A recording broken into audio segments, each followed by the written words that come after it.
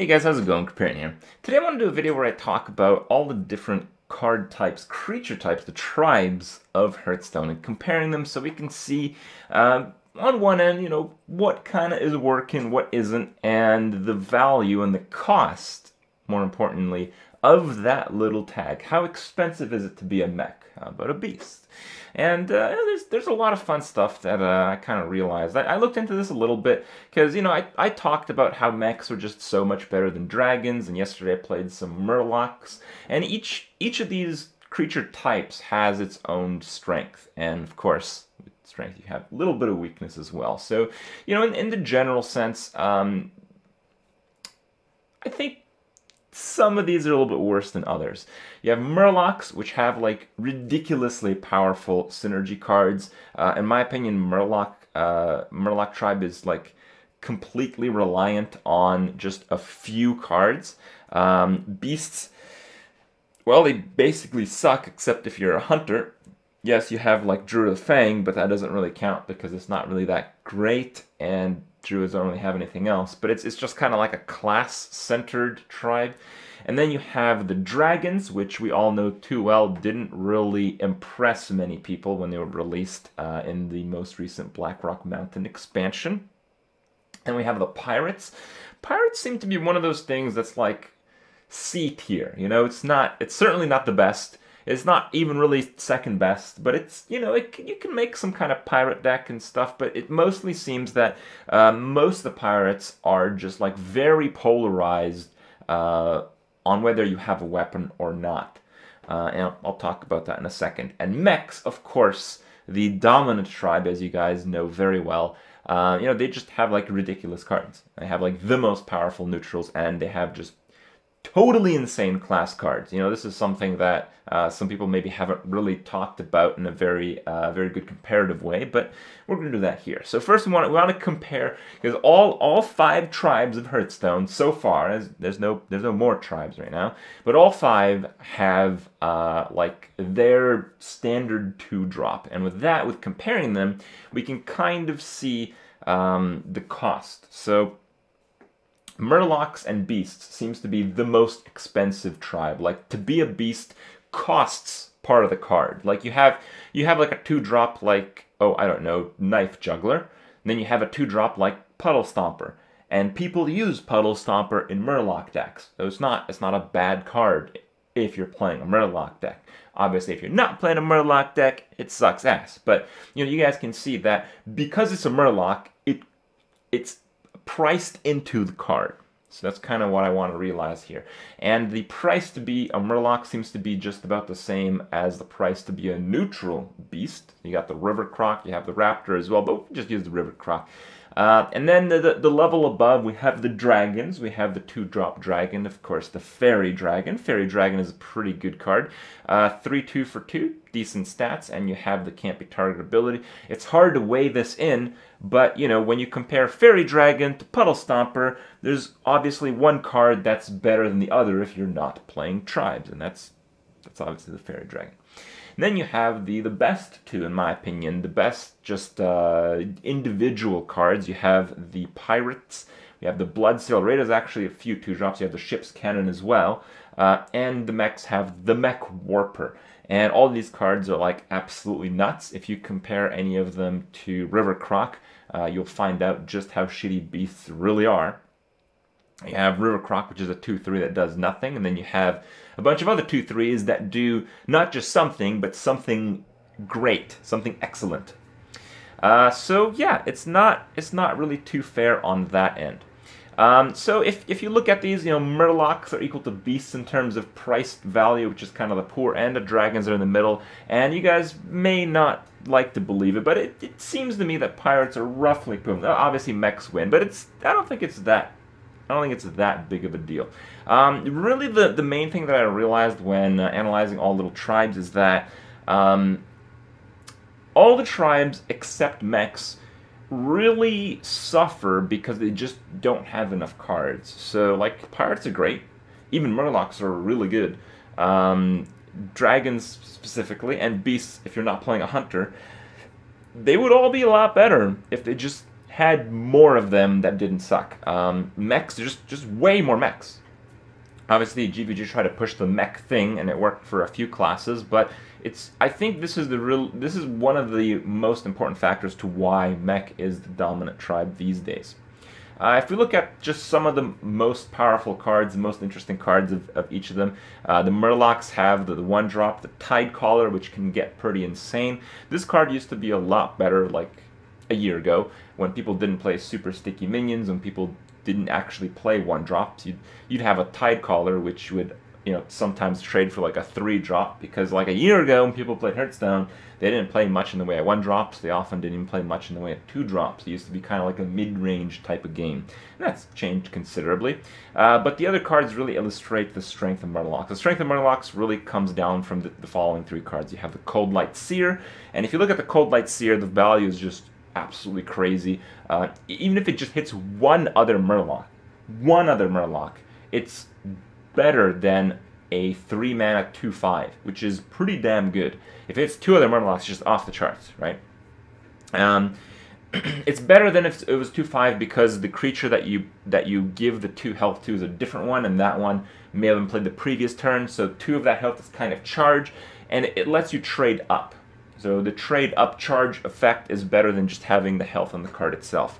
And of course, another card that gives a little bit of health and some damage is the Murloc Warleader, and similarly it's 3 for a 3/3, but if it hits one other Murloc, it's basically like better than 3 for 5/4, which is mental. Like this is like one of the craziest things in the game.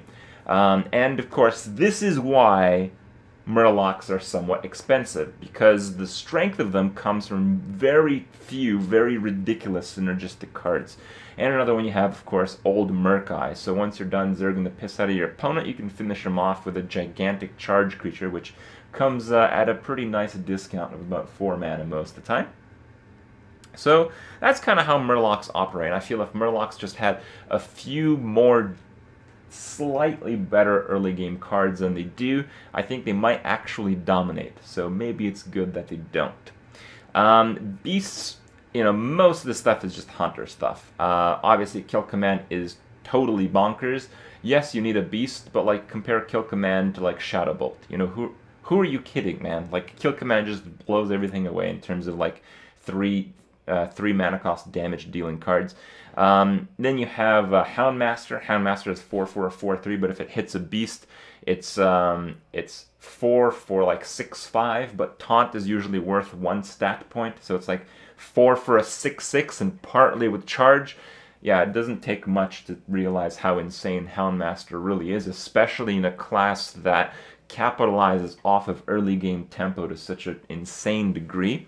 Then you have Animal Companion. Animal Companion, every single outcome of Animal Companion is ridiculous.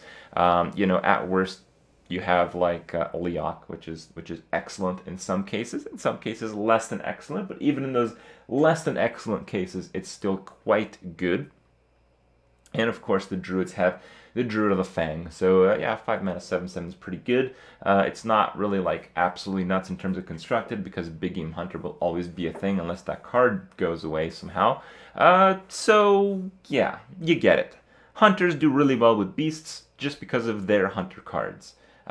So it's not much of a tribe, and I think it's somewhat fitting.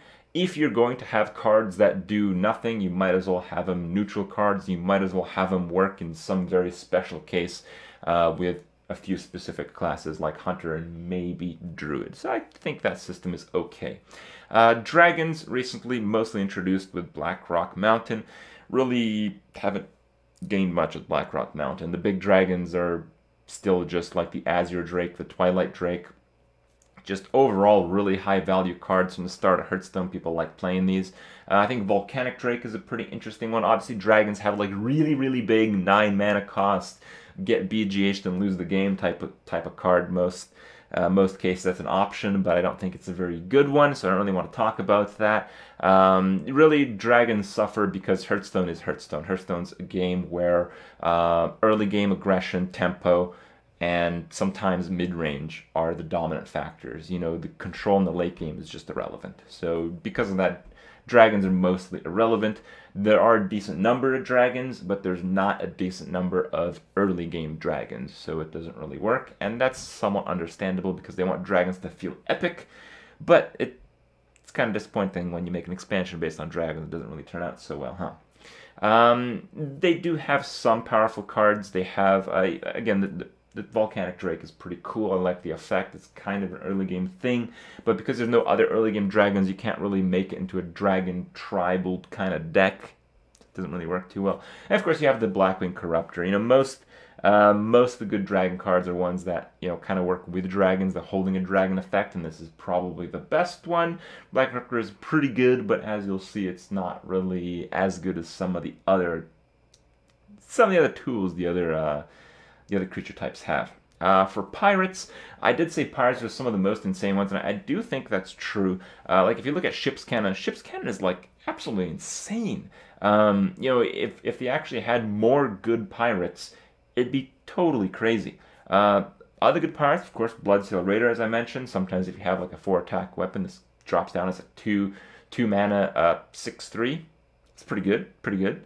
And then you have Dread Corsair. Dread Corsair is in the Grim Patron deck because warrior decks with a lot of weapons seem to make use of them. And of course you have the South Sea Captain. Now South Sea Captain is not a Murloc Warleader, but it's not too far off. That extra attack point is kind of a big deal, but it mostly has to do with the fact that there's more Murlocs. The Murlocs are more granular, so you can have a lot more on the board before turn 3 than you could if you were playing pirate themes. But the card itself is just really, really strong. The main issue that pirates have is, yeah, of course, there's not enough of them, but the other is, if you don't have a weapon, a lot of them just suck. And when you have like cards that work with other pirates, and then the other pirates all work with weapons, if you don't get the weapon, you just have a terrible deck, because you don't want to play the cards that work with the weapons if you don't have a weapon, and you don't want to play the cards that work with the pirates because you don't want to play the pirates because you don't have a weapon. So pirates are really limited on weapons, and I think there is some room to introduce more good pirate cards if Blizzard wanted to see pirates become a thing again. And of course, the mechs, the broken crap. Everyone's got a Piloted Shredder, well, 2 in their deck these days. You know, just it being a mech has nothing to do with the card. The card is just broken, and the real strength of the mechs is not even like the broken neutrals, which there are plenty of. I wanted to mostly go over the really broken class cards, just so you guys can see my point. So mechs are just overall super powerful, but the class cards are just out of this world. So in Hearthstone, if something is about as good as something else, and the something else costs 1 less mana, that card is outrageous. Okay, that's kind of like the standard that you guys should be seeing cards in. So the reason I mention that is there's a card called Shielded Minibot, and Shielded Minibot can be compared to Scarlet Crusader. And these two cards, you know, one costs 2 mana, one costs 3 mana. One's a neutral card and one's a paladin card. And that makes the paladin card totally fucking insane. And it being a mech is not a liability in any way. It's often a good thing. So yes, cards like Shielded Minibot exist. Cards like Whirling Zap-O-Matic exist. Obviously, its closest neighbor kind of sucks. It's Mr. Thrallmar. But still, you get the idea. You have a 2 mana cost variant of a 3 mana cost card. And in some cases, these are not too bad. And this is like a thing that keeps repeating itself. Don't buy it yet? Well, you have the Goblin Blast Mage. We can even compare the Goblin Blast Mage to the Blackwing Corruptor. It's a different type of trigger. You need a mech in play, but that's really easy to do most of the time if you're playing Mage versus a dragon in hand. But the effect, in my opinion, is better. Doing 3 damage to a set target, I think these days is worse than doing 4 granular damage, unless, of course, you're playing against like a Grim Patron board, in which case it sucks, and that's probably why you don't see many Goblin Blast Mages these days. But if Grim Patron Warrior stops being a thing, you're going to see a lot of Goblin Blast Mages once again. And, of course, let's just not forget Dr. Boom. So just crazy-ass cards just have incidental mechs that just drop on the board. And this is a pretty big deal, because having incidental mechs, you can combo cards like Tinkertown Technician, you can combo cards like Power Mace. So you actually get a bonus for running cards that are ridiculous to begin with when it comes to mechs. So, yeah, mechs are cool. Mechs are really cool. I kind of wish all the other tribes were like mechs. I feel like all the other tribes are just a little bit behind mechs in some way or another. I think pirates are the closest, but because pirates are just so limiting because of the weapons and because of the inconsistency, as a whole, it's still a little bit behind. I'm kind of curious to see how the game will evolve. Maybe not in the next expansion or so, but in a year, maybe in the years to come, they'll have to add more cards. Every now and then we get like an extra pirate. Every now and then we get extra Murloc, get a few dragons. As time rolls on with the card pool being expanded, with having more of each of these tribes, I think we might actually, in the end, lead into a game that is going to be more dominated by like tribe decks, which is pretty cool. So yeah, fun observations. Hope you guys had fun listening to me talk about all little cool creature types in Hearthstone, their effects and their strengths between one another. Because, well, it's fun to see, it's fun to look into, and it's fun to predict what will happen. So hope you guys enjoyed it, and I'll see you guys tomorrow.